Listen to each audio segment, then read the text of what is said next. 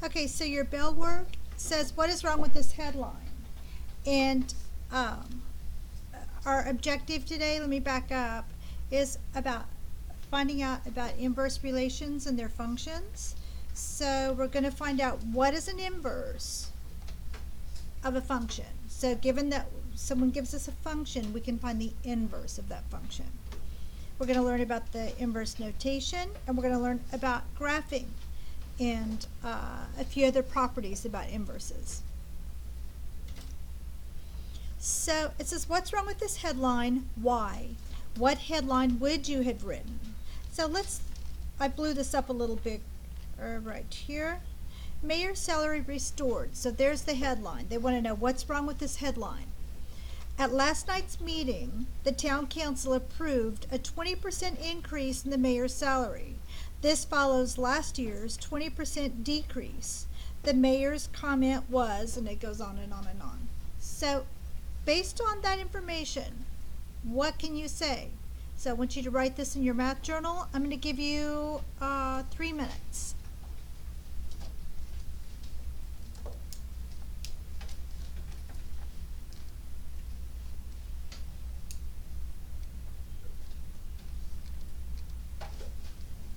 And we'll start that now.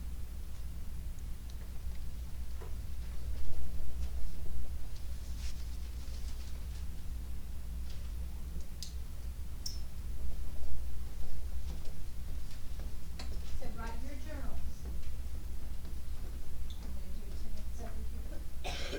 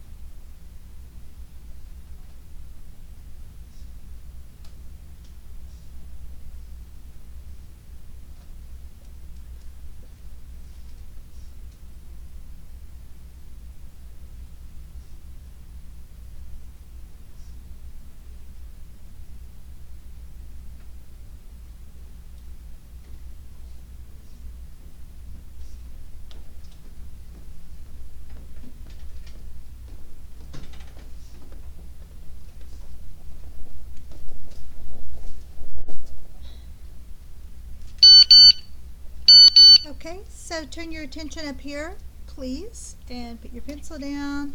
Or actually, you can keep your pencil there so you can take notes and correct if you deem necessary. So, would anybody like to tell me, is there something wrong with this headline? Was his salary restored? Yes or no? Let's see, thumbs up if you believe it's yes, it was restored. thumbs down if you believe it's a no. Okay, so lots of no's.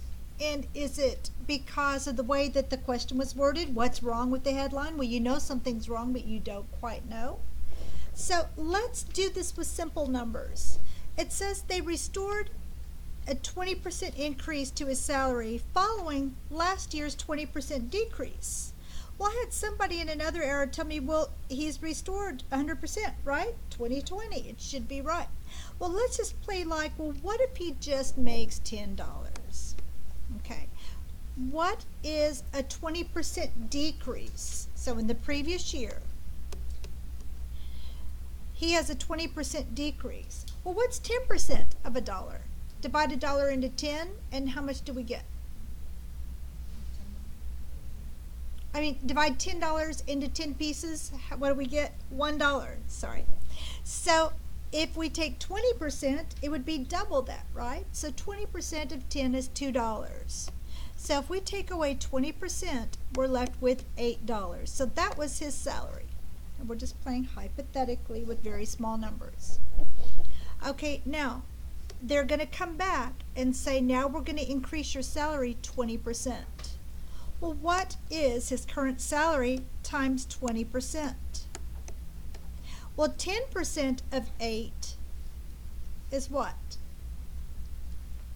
10% of $8 would be 8 cents, right?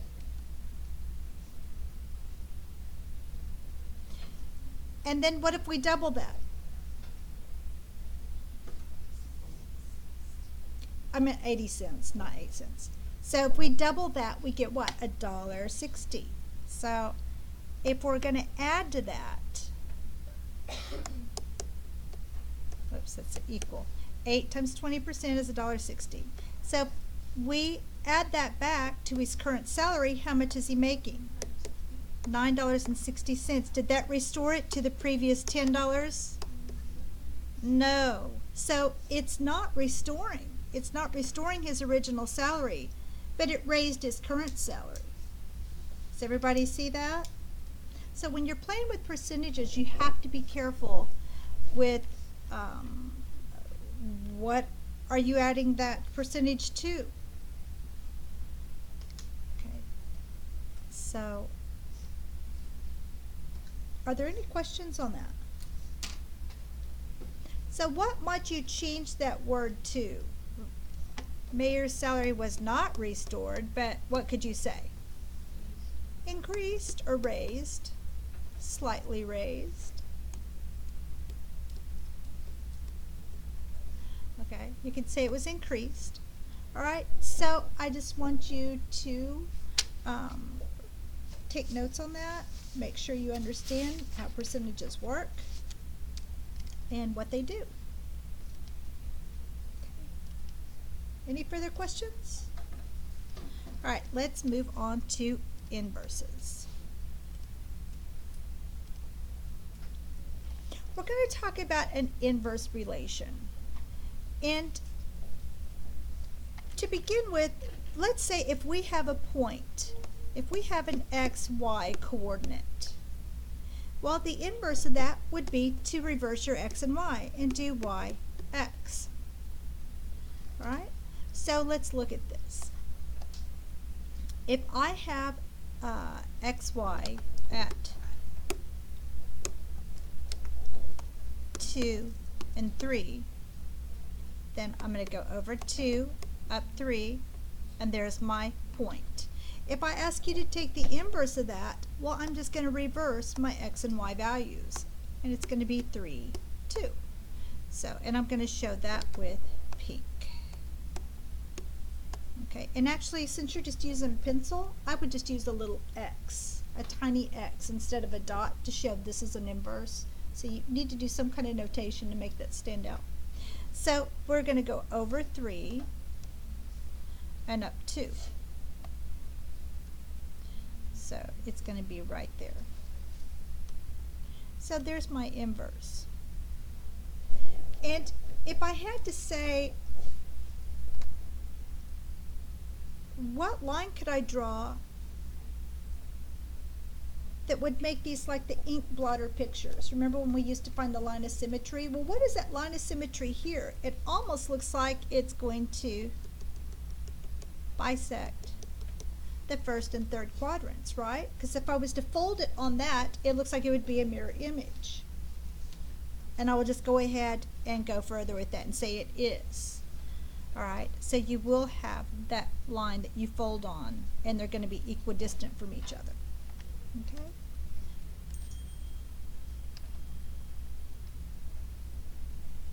So let's work with this first. In your first few problems on your assignment on 6-7, you're going to be working problems 1 and 2 like this. And it says, what is the inverse relation of S? What is the inverse of relation S? Excuse me. So relation S, they're not calling it a function, they're just saying these are related. So these points are just related somehow. Okay? So our x value is 0, y is -1. So we've got 0, -1, and then 2, 0, 3, 2, and 4, 3.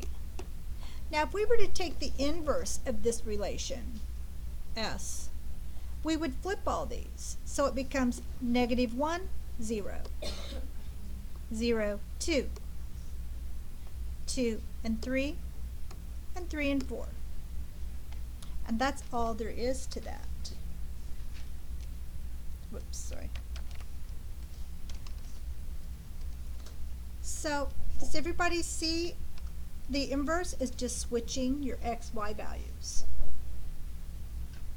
Any questions about that? You say inverse is just the opposite? The inverse of this relation means you're just going to switch the x and y values. So if I have x, y here, the inverse of that's going to be y, x. So this is 0, -1. Then this becomes -1, 0. So I got to be careful about using the word opposite. Inverse, you know, an opposite you think 1, -1. It's not the opposite. It's just reversing your values, your x and y values. Okay, and we're going to work more with that in functions next. Okay, did that answer your question? Okay. Any other questions on this? Okay, so what if they ask us to graph these? Let me see, did I? Nope, I grouped all this up. So if we were to graph these, notice that in blue, I've got the original points of S. So I've got the 0, -1, 2, 0. So let's go 0, -1. There's the first one in blue. I just went over it in pink. 2 and 0. 3 and 2. And 4 and 3. So there's those first 4 points of relation S. Okay, right there. And if they ask us to take the inverse and graph these, well, let's just graph it. Whoops. There we go. And I've already done that. So if you take the inverse of 0 and -1, you're going to have -1, 0. So I'm going to do this in a little blue X. So it's already the red dots up there, but I'm going to redo it. So it's -1, 0 right there. And then we've got 2, 0. So flipping that around, it's going to be 0, 2. So over 0, up 2 right there.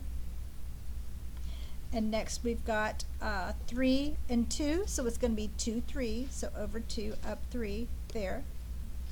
And then our last point, we've got negative, or excuse me, how do I have -1, 3 there? The last point is 4, 3. Oh, that is 4, 3. It just looks like a -1. That's 4, 3. So the inverse of that is 3, 4. So over 3, up 4, right there. Now if you look, I've drawn that red dotted line right here. And if you were to fold things over on that dotted line, it would be an ink blotter image. This is Miss Downing.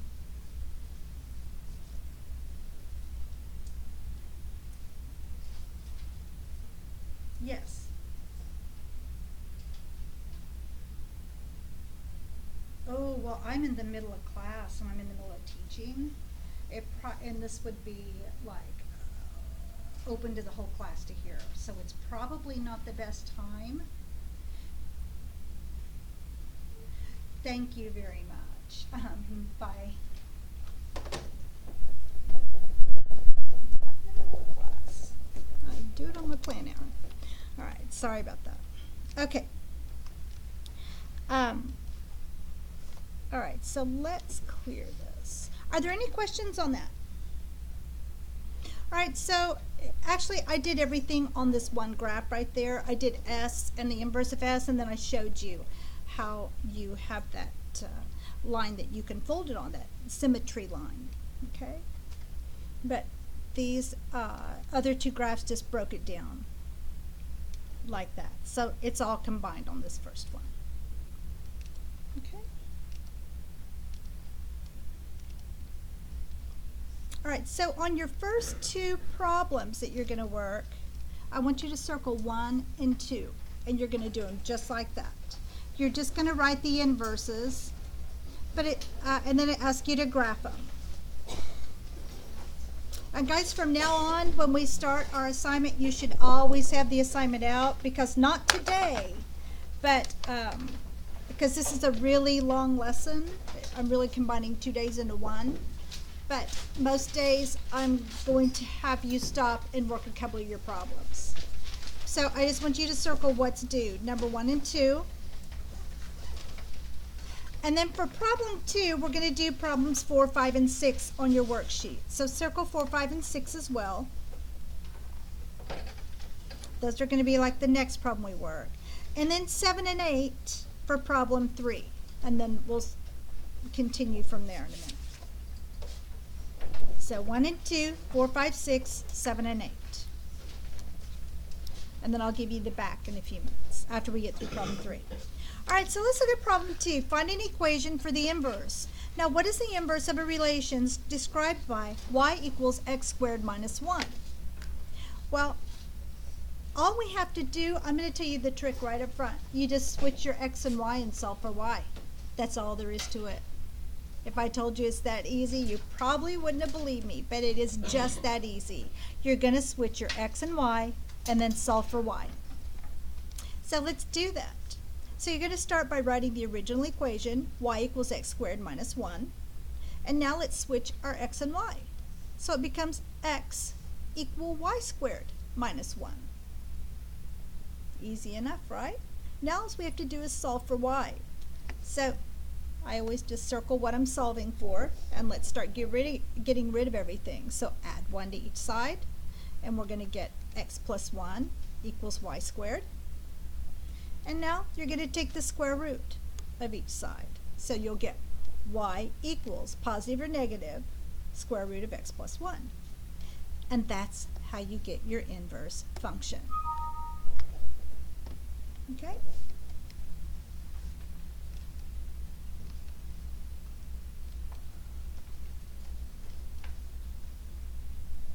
Any questions over that?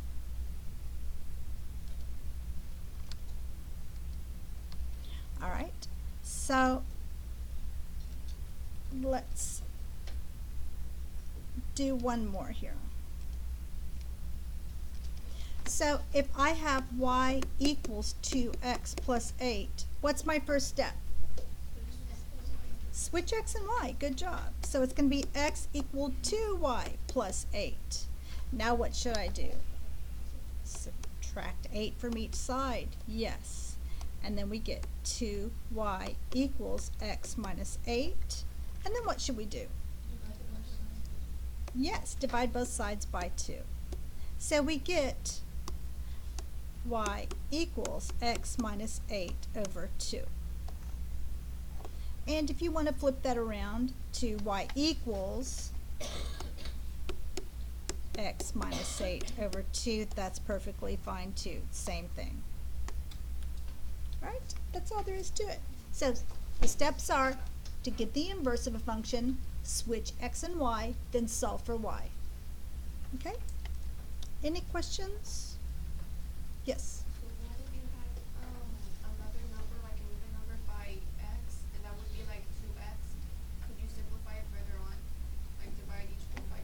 Yes, and that would go for anything. She's asking, what if I had a 2? Let me add a 2 to our answer right here. If I had a 2 there, do I go ahead and simplify it? Sure you could, because that's like saying 2x over 2 minus 8 over 2, and then that would simplify to x minus 4. And when you're taking a test though, before I simplify, I always peek at the answers and see was the answer simplified. Always check first by looking at the answers. Then if your answer is not there, then go ahead and simplify and see if it matches then. Okay? Any other questions? All right. Get rid of that. All right, so let's move on. Problem 3, and this is the one like 7 and 8 in your workbook. It says, what are the graphs of y equals x squared minus 1 in its inverse? Oh, so they've already done the inverse for us, right? The inverse of that is y equals positive or negative x plus 1. Or is that the one we just did? Yeah, that's the one we just did right there. So now they're showing us, what do these graphs look like of problem 2? Okay. So the first thing we want to do is think about our previous rules. What is that y equals x squared minus 1? Oh, the parent function is y equals x squared. We know that's the upward facing parabola. And then the minus 1 means it's going to shift the origin down to negative 1 on your y-axis. So that's our first thing. And if you, I would probably make a little t-chart and calculate a couple of points so I get perfect hits on these. So you notice I picked negative 2 and 2 here. And we know our origin is at 0, negative 1. So this in green is our parent, or not the parent, it's the parent shifted down 1. Okay. So that is our beginning y equals x squared minus 1. Now let's do our inverse. To do the inverse, you could create a t-chart, but that's not the most efficient way to do this. What you want to do is pick those points off of your function graph and inverse them. So we know the vertex of this was at 0, negative 1. So we know for our inverse graph that it's going to, our vertex will be negative 1, 0. So you want to do negative 1, 0 for that vertex. There it is.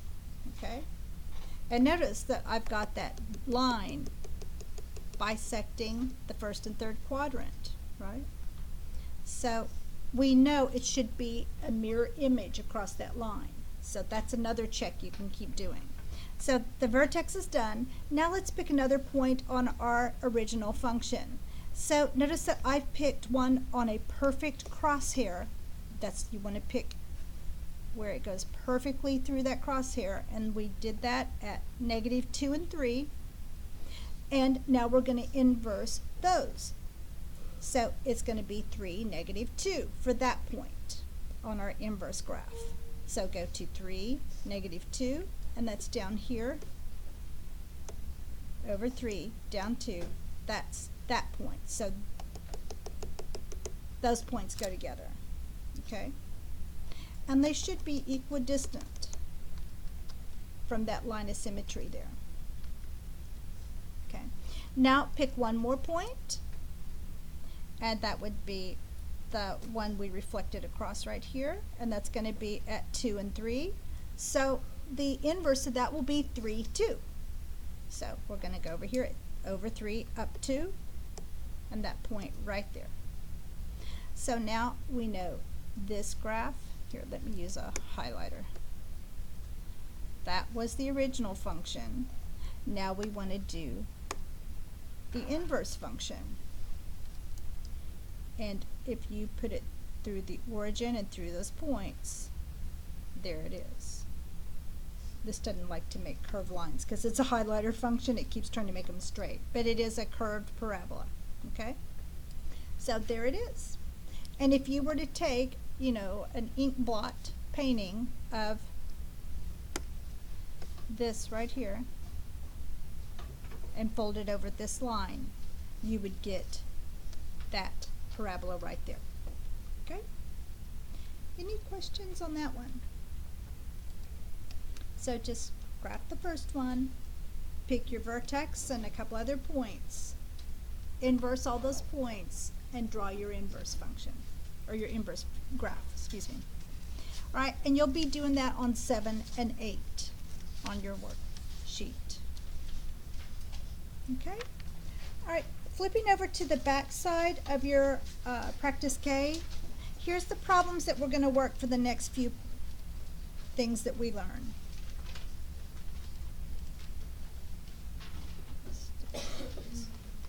All right, you're going to work with problem 4 that we're getting ready to learn right here. You're going to work number 11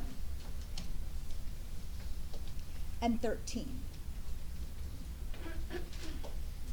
And then problem 4, oh, again, number 14. So 11, 13, and 14 goes with problem 4.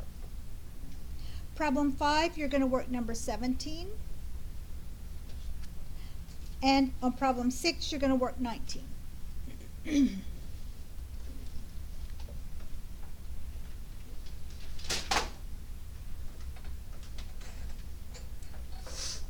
Okay, so now let's look at problem 4. It says, consider the function f of x equals x minus 2, square root of x minus 2. Let me repeat that. F of x equals the square root of x minus 2. And the first question it asks us about this are, what are the domain and the range of this function? Well, when you think about domain, it means what can my x values be? And when you talk about range, what can my y values be? So when we look at our x values to begin with, we're not dealing with imaginary or complex numbers now, we're just dealing with real numbers. So we know we can't have a negative in there, right? So what is the smallest number that x can be to make that a valid number?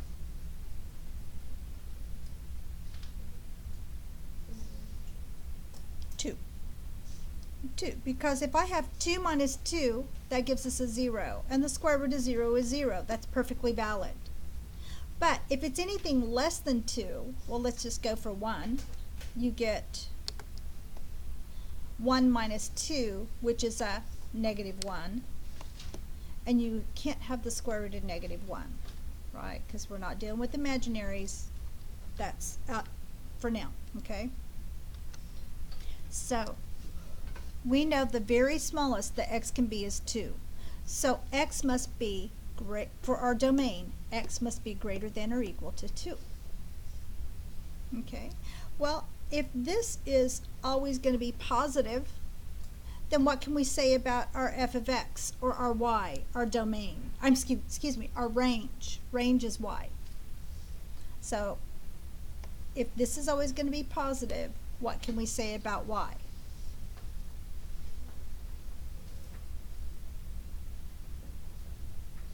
And we also said it could be 0, right? Could it be smaller than 0?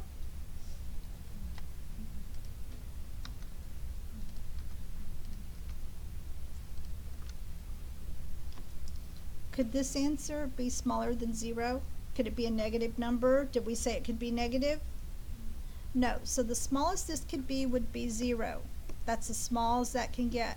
So we could say that the y value has to be greater than or equal to 0. Okay. So that's all domain and range is what can x be, what can y be. And if you're still not sure, plug it into a graphing calculator, graph it, and look, where is it going on the x-axis? Where is it going on the y-axis? Okay. All right, so now we're going to revisit that in just a moment. But it says, what is, oh, and I forgot to tell you, we've got notation for inverse. So the notation for an inverse, you know, for a function we wrote f of x. For an inverse, we're going to add a negative 1 up there. That f to the negative 1, that means inverse of function x. All right, so it's just a little -1. So right there, the f of -1, that means inverse. That's your inverse notation. Okay? So this is your function. This is the inverse of that function. All right. Now, it says, what is the inverse of f? So if they give us a function, f of x, let's see, did I make this bigger? I did. Okay, here it is. They give us f of x equals square root of x minus 2. So what's the inverse? Well, we're going to do what? The first thing is we need to replace this with a y, because we need x and y values. So remember, those f of x and y can be used interchangeably. So the first step is to switch the f of x to y.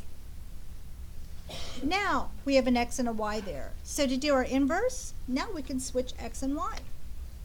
So we're going to have x equal the square root of y minus 2. And now you're just going to solve for y. So square both sides to get rid of the square root. And then add 2 to each side. So you get y equals x squared plus 2. So when they ask what's the inverse, you're going to say the inverse, and you're going to add that domain, the x value to there. You've got to qualify it. So the inverse of x is x squared plus 2 for x greater than or equal to 0.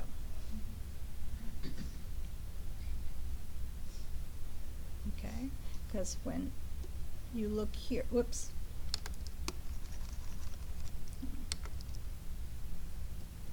When we switched it, our domain and range also switched, right? If you switch x and y, your domain and range will also reverse. Not reverse, switch. Okay?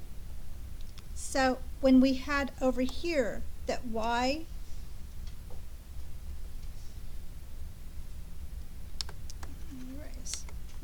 we said that x must be greater than or equal to 2, and we said that y must be greater than or equal to 0. Well, when you take the inverse, these change. Your y and your x changes. So you're going to qualify with x greater than or equal to 0. And if you forget all the rules, just look at it. So after we did the switch right here, it's the same thing, except we've got x over here now. So we know that this is the smallest this can ever be over here is 0. So x is going to be greater than or equal to 0. Okay. All right. So switch the values. Pay attention to your domain and range. They switch too. And then solve for y. That's an inverse. And I just talked about that. So remember your domain and range of the inverse. Switch. Okay. I'll skip that one. Well, actually, let's see. Is this in your instructions? Yeah. Determine whether the inverse is a function. So you do have that on number 14. Determine whether the inverse is a function. How can you determine whether it's a function? Well, remember, if something's a function, for every x, there is only one y. Okay? So it says for each domain, there is only one value of y in your range. So it is a function. Okay? And that's why we qualify that x is greater than or equal to 0. Because if we let it be less than 0, we're going to start having 2 values when we invert it. So you've got to keep your square roots, no imaginary numbers here, okay? All right. So heads up, please. All right. Let's look at the word problem. Now, when they talk about an inverse, when we're working with functions, you're just going to reverse the x and y. But in real physics problems, they're working with time and distance in real world situations. And to switch those words, distance and time, that's a lot different than switching an x and a y. Because in physics, you've got to keep your meaning straight. So we can't interchange variables when determining an inverse between distance and time.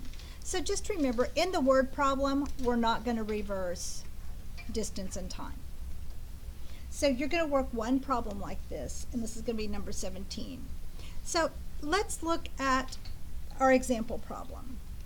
It says the function of d equals 4.9 t squared represents the distance d in meters that an object falls in t seconds due to the Earth's gravity. And this is a true physics calculation. It's one they use in physics quite often. Represents falling with gravity pushing on you. So d equals 4.9 t squared. Find the inverse of this function. How long in seconds does it take for the cliff diver to shown to reach the water below? So what they give us is the distance is equal to 4.9 t squared. But they gave us the distance. So this is what they're saying. We're going to give you the distance. You find the inverse of that. What's the time? Okay, so we're not going to switch distance and time. We're just going to start with the formula. All right, so d equals 4.9 t squared. And we're going to solve for t. So we're just going to treat it as a literal problem. And this is the only one you do like this, okay, in this lesson. So just solve for t. And so that means we're going to divide both sides by 4.9 and then take the square root of each side. So you get t equals the square root of d divided by 4.9. Now, they gave us the distance, okay? That's finding the inverse, right? Because they gave us the distance formula in reference to time. Now they want us to find the time in reference to distance. So that's the inverse. It's just the process of what we're doing. So we treated it like a literal equation. Solve for t. We didn't reverse anything. We just solved for t. Now we're going to plug in our 24 meters for d, distance, and solve. So when you plug that into a calculator, you get about 2.2. So about 2.2 seconds is how long it took for him to fall 24 meters. Okay? And again, when they ask for inverse in these physics problems, you don't interchange your variables because it would lead to a false relationship between distance and time. These are proven formulas. All right? So when you get to this kind of stuff, don't switch it. Just solve for the variable that they're asking for, okay? And we've done things like this 1,000 times in this book, and in Algebra 1 we did this stuff. So don't make it harder than it is, okay? Any questions on this?